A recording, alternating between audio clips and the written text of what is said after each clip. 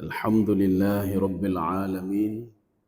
Wassalatu wassalamu ala ashrafil anbiya'i wal mursalin wa ala alihi wa ashabihi ajma'in. Raditu billahi rabba wa bil islami dina wa bi Muhammadin nabiyya wa rasula. Rabbi shrah li sadri wa yassir li amri wahlul 'uqdatam min lisani yafqahu qawli. Allahumma ja'al jam'ana hadha jam'an marhuma wa tafarruqana min ba'dihi tafarruqan ma'suma. Kaum muslimin dan muslimat sidang jamaah maghrib yang dirahmati Allah Subhanahu wa taala. Kita lanjutkan kajian kita tafsir surah Al-Insan. Kita menggunakan tafsir Hasyiyah Sawi ala Tafsir Jalalain. Kita sudah sampai ayat kedua. Jadi pada pertemuan yang lalu, pada ayat pertama, fungsi penciptaan manusia mendapatkan video-video itu min nutfatin jangan lupa like, jadi subscribe, dari dan air share. yang hina. Amsyad itu ikhtilat, air yang bercampur. Gunanya untuk apa? Untuk apa diciptakan manusia? Jadi makanya Allah mengatakan kepada malaikat, saya lebih tahu dibandingkan kalian. Untuk apa saya ciptakan manusia ini? Makanya Allah mengatakan nabtalihi. Nabtali ini ibtila. Ibtila itu ujian. Kami uji mereka. Imam Al-Baghawi di dalam tafsir beliau, apa kata beliau? Al-ibtila'u, ujian itu dua. Jadi maka dalam hidup kita ini kita diuji dua hal saja oleh Allah. Yang pertama al-ibtila'u bil amri. Kita diuji dengan perintah. Apakah sanggup kita memenuhi perintah Allah? Menjalankan perintah Allah. Ketika Allah menyuruh kita salat, apakah kita mau salat? Itu ujian. Yang kedua al-ibtila'u bin nahi. Ujian itu dengan larangan. Ketika Allah melarang kita jangan berlaku curang. Apakah kita tetap berlaku curang? Kalau kita tetap berlaku curang, berarti kita tidak berhasil dalam menjalani ujian ini.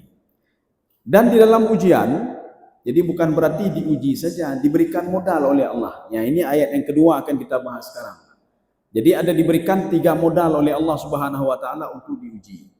Jadi bukan anak-anak kita itu ketika ujian begitu juga kan diberikan modal. Belajar selama sekian bulan baru diuji. Tak mungkin langsung diuji terus. Ya. Sekarang kita lanjut ayat yang kedua. A'udzubillahi minasyaitonirrajim. Bismillahirrahmanirrahim. Faja'allahu sami'an basira. Ya, coba diterjemahkan, Pak. Karena itu kami jadikan dia mendengar dan melihat. Ya, ini ada terjemahan lain. Bukan mendengar melihat, nanti kita salah paham nanti. Itu fasa babiyah. Jadi fasa babiyah, karena sudah saya ciptakan mereka, karena saya akan menguji mereka, maka saya berikan modal pendengaran dan penglihatan. Ya. Jadi modalnya pendengaran.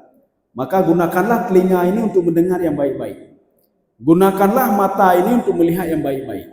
Karena semua informasi itu berasal dari telinga. Informasi berasal dari mata. Kenapa seorang hatinya medaduk tapi gara-gara mata dan telinga. Gara-gara mata dan telinga.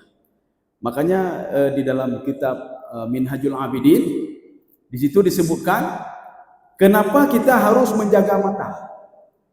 Li'annal aina, karena mata itu yusabbibu, bisa menyebabkan hati ini gundah, ya, kalak. Karena apa? Kita melihat maksiat, kita mendengar maksiat atau mendengar sesuatu berita, maka hati ini menjadi medaduk. Maka dua modal pendengaran dan penglihatan ini akan dimintai pertanggungjawaban nanti oleh Allah Subhanahu wa taala. Maka kenapa seorang itu dia ingkar kepada Allah? Itu terkait pendengaran dan penglihatannya. Jadi makanya anak kita itu terus kita didik agama, terus kita didik kebaikan-kebaikan dengan modal yang sudah diberikan oleh Allah, telinga dan mata. Makanya tidak semua anak ulama menjadi ulama hana. Makanya perleta didik yang banyak, perleta didik. Jadi makanya ada seorang penghafal Quran tapi anaknya tidak menjadi penghafal Quran. Ada seorang, dia tidak hafal Quran, tapi anaknya semua penghafal Quran. Kenapa? Karena dididik sedemikian rupa, memanfaatkan telinga dan matanya untuk menerima informasi-informasi.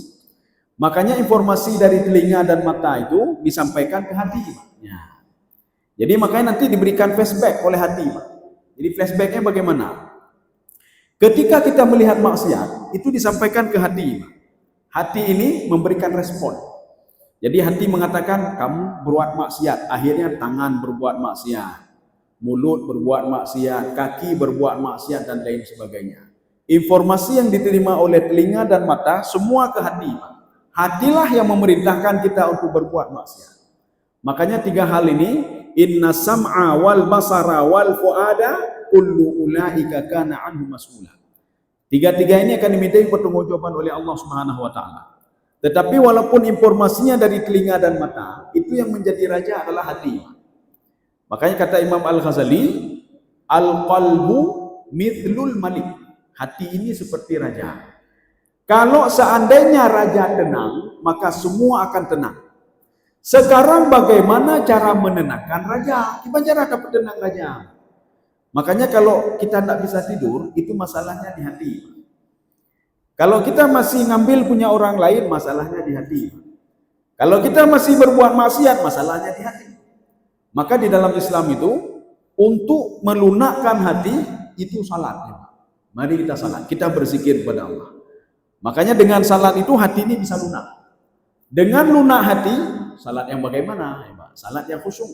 Salat yang khusyuk kepada Allah Subhanahu wa taala.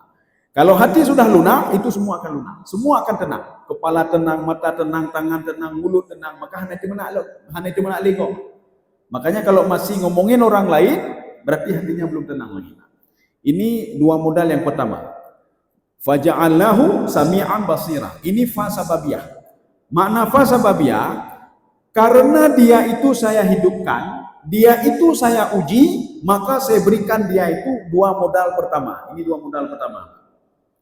Makanya nanti ada orang yang nggak bisa mendengar, bisa melihat. Berarti modalnya dari mata saja. Itu pun sedikit. Ada orang bisa melihat saja tidak mendengar, tapi dia bisa melihat. Kecuali tidak bisa melihat dan mendengar, maka tidak ada hukum taklifi sama dia. Ana wajib tumayang. Apabila dari kecil dia tidak bisa melihat dan mendengar, maka tidak wajib salat bagi dia. Itu betul. Tidak ada informasi yang masuk ke telinga dia dan informasi dari matanya. Berarti ini 2. Yang ketiga, modal yang ketiga. Kita lanjut. Inna hadainahu sabila. Ya, nih. Jadi sabila, ya coba kita baca terjemahan dulu. Sesungguh ya, kami telah menunjukkan kepadanya jalan yang lurus. Iya. Sungguh kami menunjukkan kepadanya jalan yang lurus. Sabil itu bukan jalan yang lurus. Sabil jalan berkelok-kelok.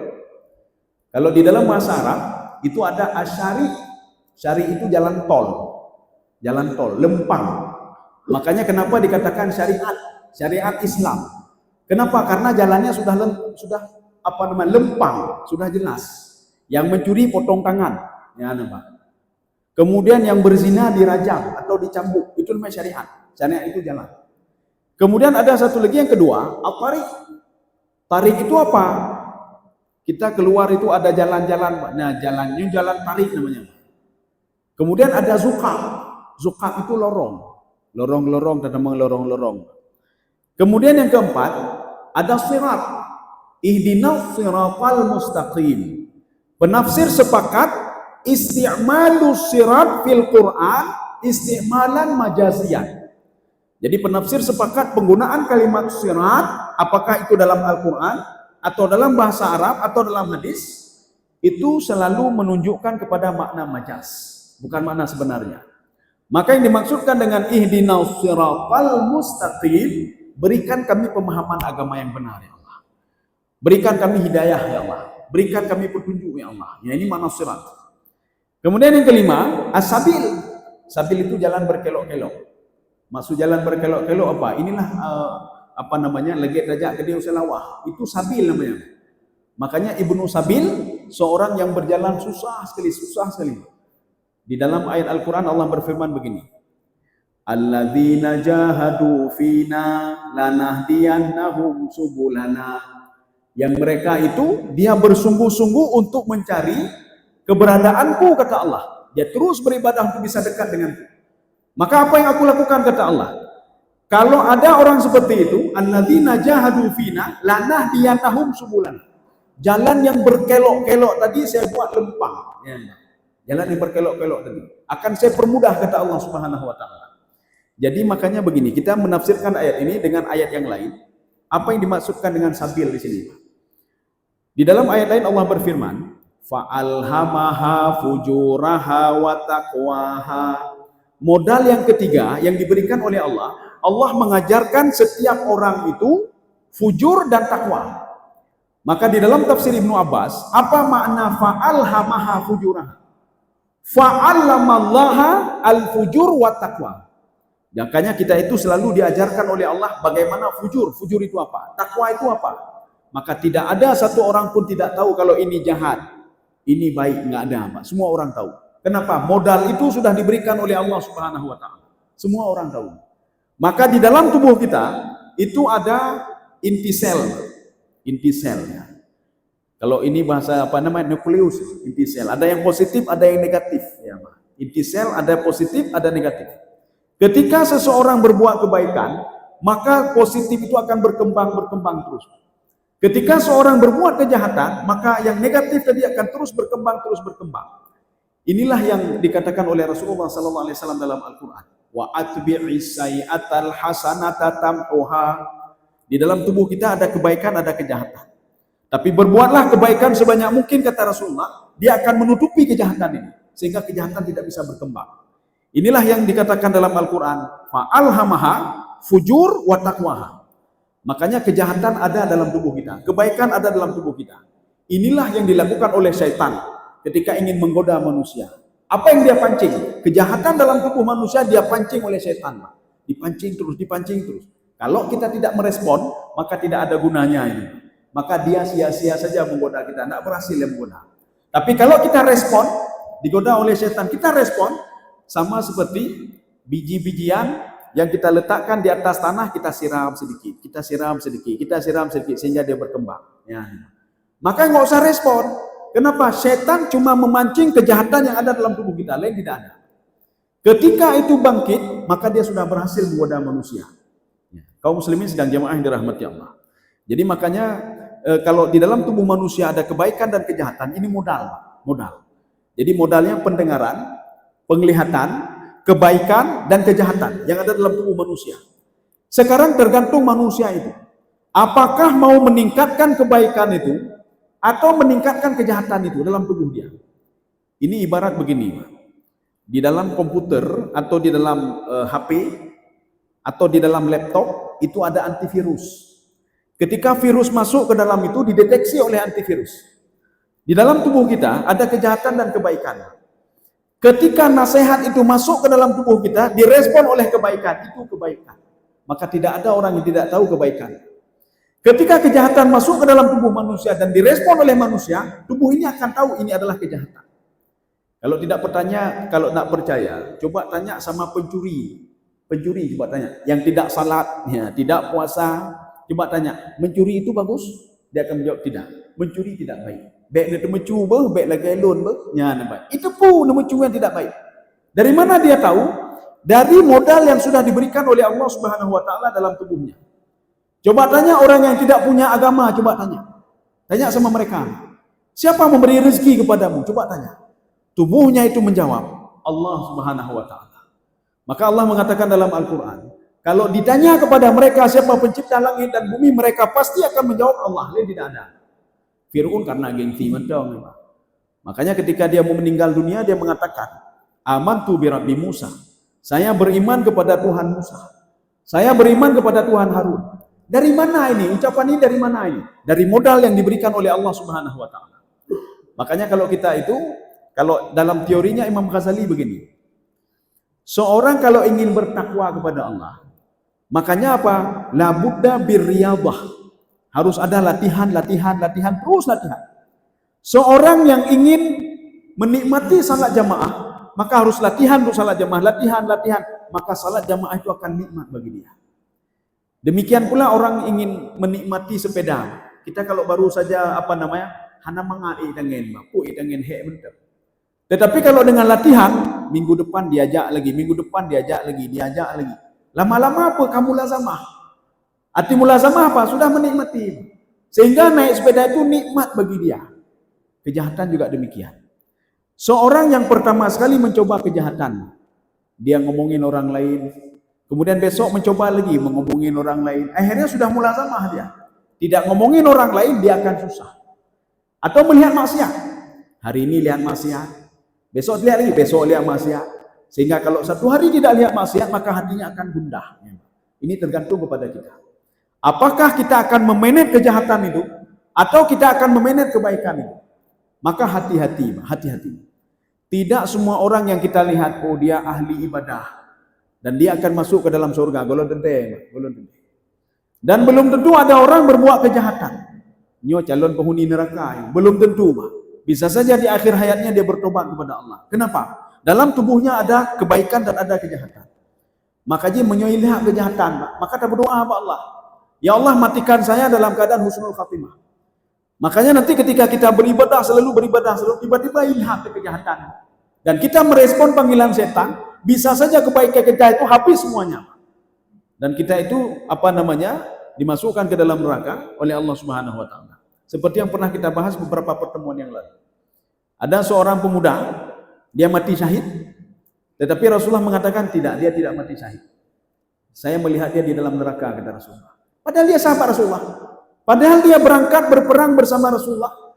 Dia sahabat yang selalu ikut perang bersama Rasulullah. Tapi Rasulullah mengatakan, inni arahu finnar. Saya melihat dia di dalam neraka, kata Rasulullah. Sahabat hirun. Kenapa ya Rasulullah? Rasulullah mengatakan, fi burdatin khallaha. Karena apa? Dia mencuri sorban temannya. Sorban kan, gara-gara sorban. Gara-gara sorban, ibadah dia hanai bohyum ya Allah Subhanahu wa taala. Hanai bohyum. Ya. Kenapa? Karena bobrok akhlak, icok dagop, walaupun cuma sedikit. Kaum muslimin sedang jamaah yang dirahmati Allah. Kita juga pernah berbicara. Ada seorang pemuda, dia sudah meninggal 70 tahun lamanya.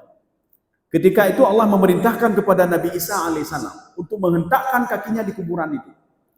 Dihentakkan kaki Nabi Isa alaihissalam. Tiba-tiba pemuda itu bangkit. Dia bertanya, aja'a yaumul qiyamah? Apakah sudah datang hari kiamat? Nabi Isa mengatakan belum. Ada apa dengan kamu kok tanya-tanya hari kiamat? Memang pekerjaan apa yang kamu lakukan? Pemuda tadi mengatakan, saya 70 tahun sudah tersiksa saya. Sudah 70 tahun, kiamat belum, apa-apa belum, saya tersiksa di dalam kubur 70 tahun. Padahal tahu nggak, wahai Nabi Allah Isa, saya nggak pernah makan punya orang lain. Saya kerja saya halal kerja saya. Saya tukang kayu. Saya potong kayu, saya jual kayu, saya tidak mengurangi timbangan dan lain sebagainya. Jadi apa yang membuat kamu tersiksa? Pada suatu hari ada yang memesan kayu. Kayu itu sudah saya ikat dan saya akan membawa ke rumahnya. Tiba-tiba di gigi saya ada sesuatu hal yang sangkut. Saya ambil kayu itu sedikit untuk mencongkel yang ada di gigi saya. Kemudian saya buang kayu itu. Ketika saya meninggal, Allah bertanya, mana kayu yang kamu buang itu? Mana kayu itu? Ya Allah, itu kan nggak ada harga. Itu punya orang lain itu, kata Allah. Nanti harus kamu kembalikan kayu itu dan kamu minta maaf sama dia. Maka dia takutnya luar biasa. Gara-gara kayak becut, Mbak. Gara-gara kayak becut. Bagaimana kalau kita mengambil uang orang lain, menganiaya orang lain, mengurangi timbangan, ya, Mbak. Kita mengambil harta masyarakat, ya bagaimana? Kan lebih dahsyat dong, Mbak. Kaum muslimin sidang jamaah yang dirahmati Allah. Kita bukan sahabat, ya, Mbak. Gede nyopi kau ruru saleh-saleh dah, ya, Mbak. Sahabat saja pada masa Rasulullah dikatakan Rasulullah, ini arahu finnar. Saya melihat dia di dalam neraka, kata Rasulullah. Jadi makanya hati-hati, Pak. Inilah yang dikatakan modal tadi, Pak. Jadi modal tadi, fa'alhamaha fujur wa taqwaha. Makanya untuk membangkitkan ini, takwa ini, maka sering-sering kita berzikir. Ketika kita berzikir, ini takwa ini naik terus dia. Ketika kita bangun tengah malam, kita salat, kita patuh kepada Allah, ini terus naik. Sehingga tidak ada tempat untuk fujur itu untuk berkembang. Tetapi ketika kita duduk malas, anak tak dengar perintah Allah, apalagi dibisikkan oleh setan, dipancing oleh setan, yang fujur tadi itu berkembang dia, Akhirnya berkembang, Sehingga di kepala manusia itu terpikir yang jahat-jahat saja. Dia terpikir apa? Maksiat saja. Kenapa? Di dalam tubuh dia itu sudah berkembang fujur. Ya. Kaum muslimin sedang jemaah yang dirahmati Allah. Inna hadainahu sabila. Saya berikan jalan kepada dia, kata Allah. Ya, saya berikan jalan. Saya berikan jalan. Jadi maknanya begini. Jalan tadi kan berkelok-kelok. Tadi di dalam terjemahan diterjemahkan saya berikan jalan yang lurus. Ini kita luruskan sedikit. Sabila itu bukan jalan yang lurus. Jalan yang berkelok-kelok yang kamu susah itu, saya berikan apa kata Allah Subhanahu? Saya berikan cara, saya berikan jalan. Tapi dua kata Allah. Jalan itu bisa nanti kamu bersyukur, bisa kamu itu kufur. Maksudnya apa? Bisa kufur dan apa bersyukur. Itulah tadi, Pak. Fujur wa taqwaha. Kalau seorang itu bertakwa kepada Allah, maka dia akan bersyukur. Kalau dia itu fujur kepada Allah, maka dia akan kufur nanti kepada Allah Subhanahu wa taala. Modal sudah diberikan. Maka hanapu tak protes, hanapu tak protes. Kita protes, saya tidak tahu apa-apa ya Allah. Saya tidak tahu isi Quran, saya tidak tahu apa-apanya, hana ada hujah, hujah tidak ada lagi. Jadi maka Allah mengatakan apa namanya di dalam Al-Quran itu, illa man tawalla wa kafar. Tidak akan diberikan petunjuk bagi orang-orang yang tawalla wa kafar, yang bahijaan budro ke dia. Jadi makanya illa di situ namanya illa muttasil, munqati, illa munqati, illa terputus. Nanti ada illa muqanti, ada illa muttasil. Illa munqati itu contoh seperti tadi. Artinya apa? Illa itu artinya bukan kecuali, tetapi walakin. Ya, artinya tetapi kata Allah Subhanahu wa taala. Tetapi orang-orang yang ingkar kepadaku, orang-orang yang kufur kepadaku, aku biarkan saja, terserah kalian. Kalian tidak mau petunjuk, maka tidak akan aku berikan kata Allah. Ya, inna hadainahu sabila. Masalah petunjuk itu harus kita minta kepada Allah. Yang kada pernah petunjuk. Kita duduk di rumah. Datanya pekan, ya pernah petunjuk dari Allah. Anak truk kematnya lagi yang. Jadi bagaimana caranya? Kita minta kepada Allah. Ya Allah berikan petunjuk kepada saya. Tetapi syaratnya begini. Imam Ghazali mengatakan, al-qalbu mahbatar hidayah. Ini hati ini tempat turunnya hidayah. Hati ini tempat turunnya ilmu. Hati ini tempat turunnya hikmah. Hati ini tempat turunnya rahmat, berkah. Menyohati kuto, maka petunjuk rahmat berkah hanapa itu. Iblong ni Pak, hanapa itu. Oleh karena itu, supaya ingin dapat petunjuk, dapat ilmu dari Allah, dapat hikmah, dapat rahmat, dapat berkah, pergi hati. Pergi hati. Ya, jadi bersihkan hati dulu supaya bisa apa? Petunjuk bisa masuk ke dalam hati kita. Nyemahan hana dapat itu. Kita apa namanya? Datang tamu ke rumah. Patedro rumah apa? Rumah kuto, rumah kuto kamahana rumah kuto. Sehingga tamu idanginan, bahkan kita tadang kamatan, taputan, kasotan, kuto, wesetan, akhirnya tamu itu keluar lagi. Petunjuk itu ketika masuk ke dalam hati, kita tatamongnya, kuto lah mate, hati kuto, kegop, dengki kegop, ria, akhirnya apa enggak jadi masuk. Maka kalau ingin masuk, maka bersihkan dulu hati. Pergi hati, Pak. Insya Allah rahmat itu akan sampai di sendiri. Hidayah itu akan sampai dengan kita minta kepada Allah Subhanahu wa taala. Maka di dalam sebuah hadis qudsi, Allah Subhanahu wa taala berfirman begini. Kullukum dhalun illa man hadaitu fastahduni ahdikum. Semua kalian itu sesat. Arti sesat pun hanya mohon tajun. Di dunia ini kadang-kadang menurut lun bino, ajib okan menurut lun bino, okan menurut lun bino. Illa man hadaitu. Kecuali orang yang saya berikan petunjuk kepada dia. Bagaimana caranya? Fastahduni, mintalah petunjuk dariku kata Allah. Ya, minta petunjuk dari Allah. Maka kita kadang-kadang menurut lun bino, okan katalah. Kita buat lagi kurikulum, buat lagi ini, okan salah. Kita buat kanun. Ketika ada kanun ini, ada orang lain yang sudah dilantik lagi, kanun tak cocok. Hanya cocok kanun. Pegang lain. 5 tahun lagi, pegang lain. Pegang lain. Kenapa? Karena manusia bimbang, ragu-ragu. Yuk kibarnya. Ya, maka kata Allah Subhanahu wa taala, maka oleh karena itu fastahduni, mintalah petunjuk dariku. Tapi dengan syarat ya, Pak. Bersihkan dulu hatinya. Bersihkan hatinya. Makanya Nabi Isa alaihissalam ketika berjalan di atas air, ditanya oleh Bani Israel, kaifa tamshi 'alal ma'? Kipan cara jalan di waktu ini? Apa kata Nabi Isa alaihissalam? Ittaqillah. Maknanya apa? Bertakwalah kepada Allah. Makna bertakwa kepada Allah apa? Bersihkanlah hatimu. Kalau engkau bersihkan hatimu, apapun diberikan oleh Allah Subhanahu wa taala. Nyo hatiku to, kita petunjuk. Jadi adalah kayak petunjuk. Gede adalah kayak pak kecil jamai rumah lu mentang bah. Tapi rumah dia kuto, kita tinggal jamai. Maka pegelih rumah ini, supaya apa? Ketika kita minta sama pak kecil, tamu itu biar di rumah kita saja, kita yang jamu tamu itu nyaman, supaya nyaman. Yang hidayah dia mentang kayak lah. Maka seorang itu kadang-kadang baik sebentar, kemudian dia berbuat jahat lagi, Pak. Dia berbuat jahat lagi. Nyo dalam masjid, astagfirullah, astagfirullah. Tapi masjid dia menculang tagap. Kenapa? Karena hidayah na itu ini, Pak. Ya. Kaum muslimin sedang jemaah yang dirahmati Allah Subhanahu wa taala. Inna hadainahu sabila. Jalan yang berkelok-kelok tadi walaupun susah kata Allah. Saya berikan petunjuk kepada dia. Ya. Maka ada dalam sebuah diskusi lagi begini. Kalau kalian itu bertawakal kepadaku, kalau kalian itu kata Allah menyerahkan urusannya kepadaku, maka akan aku urus urusannya kata Allah. Katanya tak berdoa dengan malam, katanya habis ya Allah, beri petunjuk ke lu ya Allah. Ya Allah nejuk jalan ke lu ya Allah. Kalau dia bertawakal kepadaku, hak tawakuli, maka akan aku berikan jalan kata Allah. Tetapi barang siapa bertawakal kepada dirinya sendiri, nyo menyolun pupuk bereh mendung mau nya nema. Hana pupuk tenang mentang selama lun na jabatan bereh mendungnya. Itu orang bertawakal sama jabatannya. Selama saya masih kaya, tenang saja kamu nak. Kemana mau kuliah terserah nak. Ayah mentang kaya anak, tenang mentang. Itu orang tawakal sama hartanya. Ada orang tawakal sama dunia. Kamu tenang saya, dunia ini sudah saya kuasai. Maka ketika itu Allah katakan, kalau ada orang bertawakal sama dunia, sama harta atau sama orang lain, atau sama diri dia sendiri, maka uruslah dirimu kata Allah. Be'alake dulu mbak lu, nuruh dulu.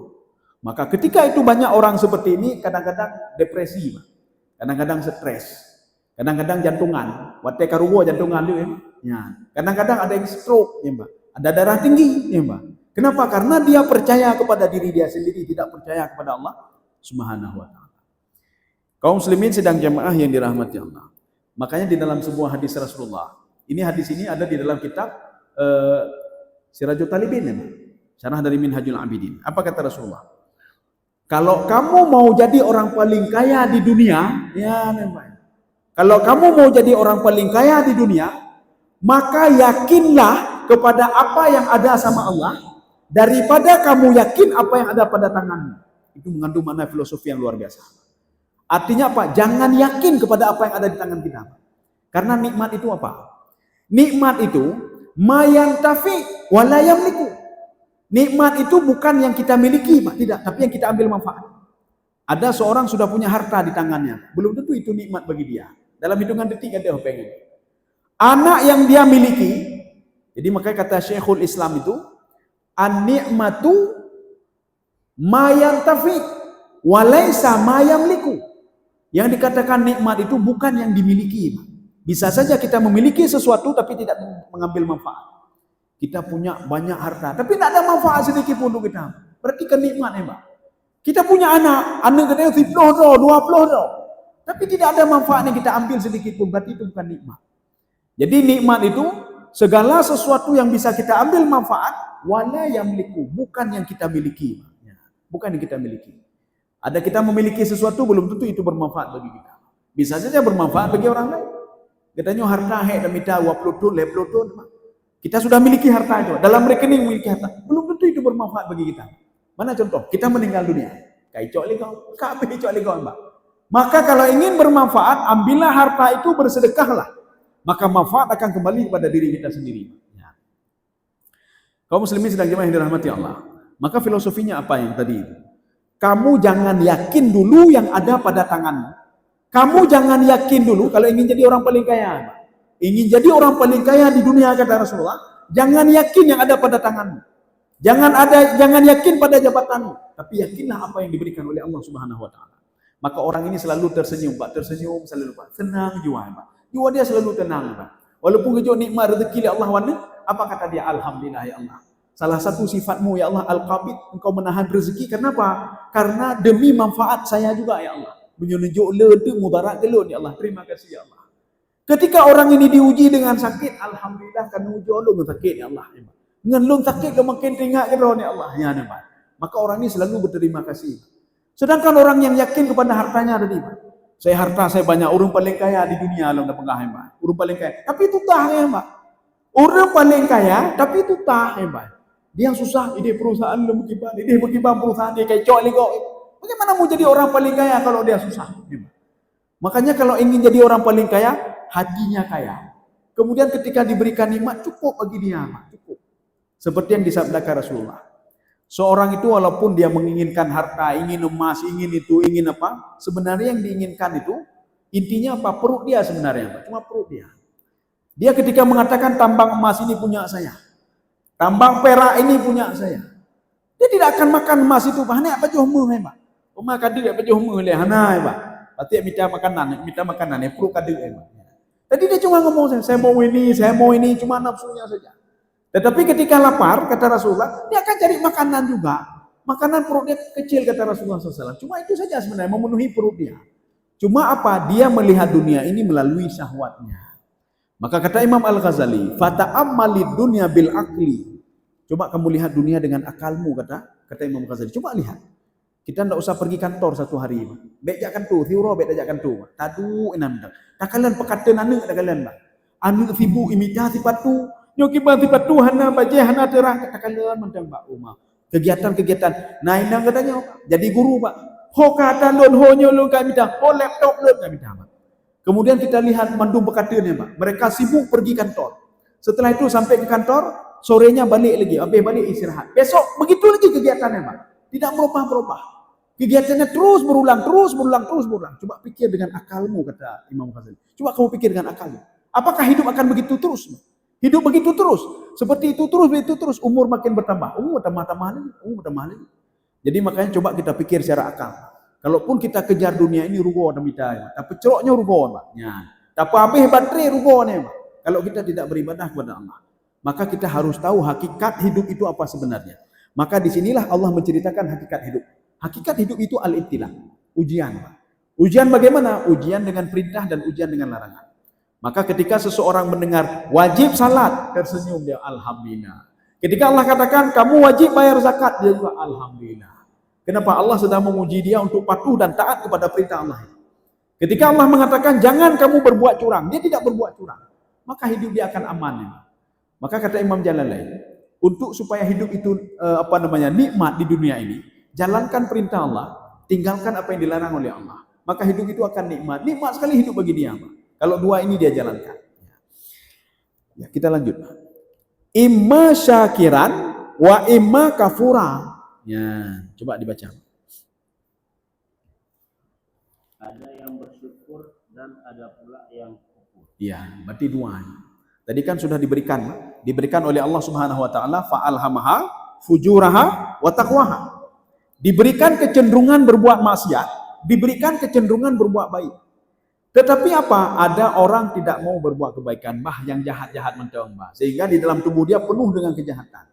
Tetapi kita tidak bisa juga mengklaim orang ini akan masuk neraka, tidak bisa. Bisa saja pada akhir hayatnya dia bertobat. Kenapa bertobat? Karena di dalam tubuh dia itu ada modal juga, modal kebaikan.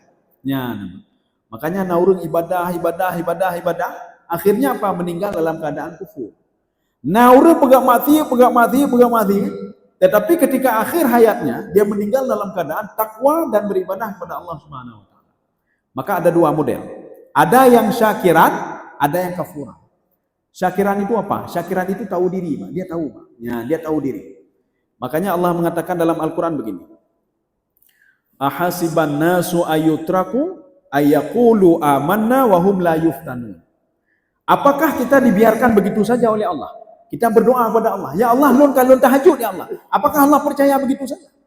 Ya Allah, saya sudah baca Quran, ronyo 7 belum baca Quran. Apakah percaya begitu saja? Apakah Tidak, tapi diuji dulu. Ya Allah, saya sudah salat sekian rakaat, saya sudah berbuat kebaikan, saya sudah bersedekah. Allah mengatakan tidak, saya biarkan begitu saja. Ahasiban nasu ayutraku ayaqulu amanna. Saya biarkan dia mengatakan saya beriman, saya sudah bersedekah, saya salat, saya beribadah, saya tahajud, saya witir. Tidak, kata Allah. Saya uji dulu dia.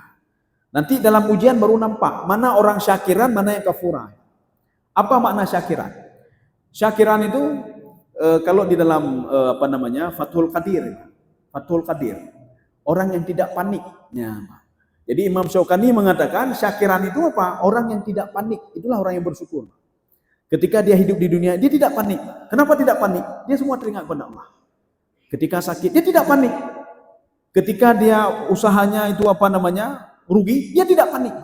Karena dia masih yakin kepada Allah Subhanahu wa taala. Ini tidak semua dalam kontrolan Allah Subhanahu wa taala. Maka dia tidak panik. Ini makna syukur. Satu. Yang kedua, syukur di dalam kitab Ihya Ulumuddin, ketika Nabi Musa alaihissalam berdialog dengan Allah, apa kata Nabi Musa alaihissalam? A'taitana kulla syai'in fa kaifa nashkuru bika? Engkau memberikan kami segalanya ya Allah. Cara kami bersyukur bagaimana ya Allah? Apakah dengan ibadah saja atau bersedekah dan lain sebagainya? Apakah kalau kami tidak bersedekah, kami tidak berbuat ini, tidak berbuat ini, kami tidak bersyukur? Akhirnya apa kata Allah? Ya Musa, innal abda ya'rifu anna ni'mata minni faqad syakara. Seorang hamba dia tahu nikmat itu berasal dariku, dia sudah bersyukur kata Allah. Ya sudah bersyukur. Katanya nak jabatan, promosi jabatan baru, Pak. Alhamdulillah ya Allah. Ya berarti sudah bersyukur dia. Dia hari ini dapat rezeki, Pak. Dia teringat kepada Allah. Dia sudah bersyukur kata Allah. Teringat saja kepadaku sudah bersyukur. Ini makna syukur. Yang kedua makna kufur. Penggunaan kalimat kufur dalam Al-Quran itu untuk dua hal. Yang pertama, kufur itu apa asal kalimatnya? Kafara, mencongkel sesuatu, kemudian setelah itu menutupinya, memasukkan sesuatu dan menutupinya. Itu namanya kafara. Maka kafir yang dikatakan orang-orang kafir itu, Allah mengatakan di dalam surah Al-Bayyinah, lam yakunil ladzina kafaru min ahlil kitab. Itu min, ada yang mengatakan min li tab'id, ada yang mengatakan min lil bayan. Tahu enggak siapa orang kafir itu kata Allah? Itulah ahlul kitab. Ini kalau mereka menafsirkan min itu lil bayan. Kalau ada yang menafsirkan min itu li tab'id, tahu enggak siapa orang kafir itu? Adalah sebahagian daripada ahlul kitab itu adalah orang kafir. Kenapa mereka kafir? Karena menutup-nutupi isi Taurat, menutup-nutupi isi Injil, tidak diberitahukan kepada orang lain. Mereka paham ini halal, ini haram, maunya, tapi ditutup-tutupi, Pak. Ya, itu. Maka orang ini dipanggil kafir. Satu. Yang kedua, kafara itu dalam Al-Quran maknanya petani, Pak. Ya, bisa maknanya petani. Mana contohnya? Tapi yang kita sayangkan, sebagian terjemahan masih menerjemahkan itu adalah orang kafir, Pak. Ada contoh ayatnya. Yu'jibul kuffara nabatuhu. Tanaman-tanaman ini di sebagian terjemahan, tapi terjemahan yang baru sekarang sudah dirubah. Sebagai orang kafir itu takjub, ini terjemahan dulu, Pak. Orang kafir itu takjub dengan tanaman yang tumbuh. Padahal makna kufar itu bukan orang kafir. Makna kufar adalah petani. Kenapa petani? Karena kalimat kufar itu berasal dari kalimat kafara yakuru, kufran. Apa artinya? Salah satu sifat petani mencongkel tanah, memasukkan biji-bijian dan menutup kembali biji-bijian itu. Jadi makanya seorang petani yu'jibul kufara nabatuhu. Ketika diturunkan hujan oleh Allah Subhanahu wa taala, petani merasa, takjub dia, Pak. Takjub untuk siapa? Untuk diri dia sendiri. Ini kan akibat pupuk yang saya kasih. Ini kan akibat tanah yang bagus, aliran air yang bagus, ya, Pak. Maka makna kufar di situ adalah petani, az-zura'. Tidak ada makna orang kafir di situ, Pak. Maka ada dalam terjemahan dulu itu kafir, ya, Pak. Terjemahan dulu kafir. Tapi dalam satu tafsir pun tidak diungkapkan kalau makna kufar itu maknanya orang kafir. Tetap maknanya petani. Ya. Jadi yang dimaksudkan di sini, imma syakiran, apakah dia tahu diri atau tidak tahu diri? Ya. Piti pedro atau hiti pedro. Makanya untuk apa kita salat? Supaya kita tahu diri. Untuk apa kita berzikir? Supaya kita tahu. Ya pakai banjara katanya taturi Allah tapi dro tanda tuh Hana tuh Mbak. Mana buktinya hana tuh Mbak? Masalah buat dunia hana dipikir sakit hana dipikir. Enggak teringat sakit, Mbak. Yang penting lepeng, Mbak. Pagi lembur, Mbak, lembur. Siang malam lembur. Anu pita taturile, ngedro tanda turile, Mbak. Anu hana taturile, nang hana taturile, yang penting lepeng. Nyan, Mbak. Ngedro itu sodoile, Mbak. Apakah dia sakit? Sakit betul-betul, Mbak. Itu pun roji, Mbak. Ya, itu pun roji. Nanti ketika sakit sudah parah, yang baru Ya Allah kata ke lu ya Allah. Bukan tak ke minta apa sampai ya Allah kata ke ni mak. Yang kata ke. Beri pun dah mak. Maka untuk apa kita salat? Jadi salat itu untuk kita mencari jati diri kita. Untuk apa kita berzikir? Paling enggak kita duduk kita berzikir astagfirullah supaya kita tahu ni mak. Yohan hana tu Allah Subhanahu wa taala. Makanya manusia itu adalah makhluk yang sangat hebat sekali, mak. Sangat hebat sekali manusia itu. Cuma manusia hidup bodoh dia hebat. Dia mengatakan lu memang bangai, lu bodoh, lu hanya tepu lu ni. Padahal kecerdasan manusia itu luar biasa. Kehebatan otaknya luar biasa, Pak. Cuma manusia itu tidak tahu diri dia, Pak. Ya. Maka Allah dalam Al-Qur'an Allah selalu mengatakan, "Afala ta'qilun?" Kenapa tidak pakai otakmu untuk meneliti kata Allah? Otakmu hebat kata Allah. Kenapa tidak pakai otakmu meneliti langit? Cuma pakai otakmu meneliti bumi, kamu hebat kata Allah. Cuma kamu saja tidak mau, Pak. Ikut dali setan ni, pumbutnya ibu, lalai kena nampak lalai, Pak. Hanya tepuk dia yang hebat, Pak. Maka untuk memancing itu kembali, ya, ini ada di dalam, walaupun kita ulang-ulang ya. Kenapa kita harus berzikir kepada Allah? Untuk apa berzikir? Untuk apa kita duduk? Astagfirullah, astagfirullah. Untuk apa itu? Untuk apa kita duduk? Subhanallah, subhanallah. Kata Imam Ghazali, ar-ruhu yaqtaribu minallah. Roh itu sebelum dia menyatu dengan tubuh, dia dekat sekali dengan Allah. Orang Allah. Kapan sudah mulai jauh? Ketika roh ini dia masuk ke dalam tubuh. Yang lalai petimang tubuh. Lalai petimang tubuh. Nyawa tekan roh. Petimang muka berglowing. Petimang jaro bagaimana berkah bacut. Petimangnya badan kalau ideal. Bagaimana ideal badan. Petimangnya kibang bajai baru. Tablo je. Tipatu baru je. Ya petimang tubuh. Sehingga dia lupa rohnya juga ada. Rohnya tua. Maka kata Imam Ghazali, fa bidzalika bihajatin ila dzikri. Kita butuh kepada zikir. Dengan kita duduk berzikir, kita memancing roh kembali, Pak. Hai roh, pegang kaji Allah. Ya nama. Awai totang Allah, pegang kaji Allah. Kita istighfar, astagfirullah, astagfirullah, astagfirullah, subhanallah. Makanya ada orang hidup tidur, Pak. Tiba-tiba mata, tiba-tiba. Itu roh itu teringat kepada Allah waktu itu, Pak. Ya, teringat dia kepada Allah. Betul cik lewi kan lengan dunia lewi kan long pupuknya itu fungsi istighfar untuk mengingatkan roh. Kalau dia itu dulu dekat dengan Allah tapi sekarang kenapa jauh dengan Allah Subhanahu wa taala. Makanya kita itu supaya lebih dekat dengan Allah teruslah berzikir. Perbanyaklah berzikir pada Allah. Ya nih, Pak. Ini masyakirat au kafwa. Kami hotel. Oh ya, sudah habis waktu. Jadi pertemuan selanjutnya kita akan lihat nanti, Pak. Kita akan lihat ada dua kelompok nanti. Ini pertemuan selanjutnya. Ada dua kelompok. Setelah diberikan petunjuk oleh Allah Subhanahu wa taala, setelah diberikan modal, diberikan mata, diberikan pinyung, maka baik persia-siakan pinyung, Pak. Dengar terus kebaikan-kebaikan. Maka mata begitu juga. Bacalah terus apa saja kita baca, Pak. Baca lagi. Kalau kita manfaatkan ini dan telinga, Pak. Hana lalai kita otak kegok, Pak. Lalai membaca buku, Pak. Tak dengar kebaikan. Nyo buku pi tak baca. Kebaikan pi hana. Lalai kadang-kadang air gok, Pak. Tanah. Waktu meninggal kita sendiri yang rugi, Pak. Modal sudah diberikan. Kita tidak memanfaatkan modal ini, Pak. Jadi makanya manfaatkanlah, Pak. Modal telinga, modal dan hati yang diberikan oleh Allah dan modal kebaikan dan kejahatan. Maka nanti ada dua kelompok kata Allah. Ada kelompok yang saya masukkan ke neraka. Ada kelompok yang saya masukkan ke dalam surga. Maka tidak ada kelompok di tengah-tengah, tidak ada. Hanya di tengah-tengah, Pak. Antara surga dan nerakanya hanya, Pak. Kalau bukan surga neraka, kalau bukan neraka surga artinya. Maka tatanya yang Mbak Dro, Pak. Nyup surga neraka ini tatanya Mbak. Menjawab pertanyaan ini terus kita tanya, maka akan memberikan motivasi kepada kita untuk bisa memancing nafsu ini, Pak, supaya dia teringat lagi pada Allah. Kita orang hebat, Pak. Kan hebat katanya, Pak. Beda pekan loro bangai, lelum bodoh hanya terpulut. Katanya je, Pak, modal kan katanya. Cuma katanya mentai ku bangai li setan ni, Pak. Ibukan li setan macam-macam dan dia itu membangkitkan kejahatan dalam tubuh kita, Pak. Sehingga kita lupa kebaikan yang ada dalam tubuh kita. Mudah-mudahan ada manfaat bagi tuan dan jemaah sekalian. Subhanakallah bihamdika asyhadu an la ilaha illa anta astaghfiruka wa atubu ilaik. Assalamualaikum warahmatullahi wabarakatuh.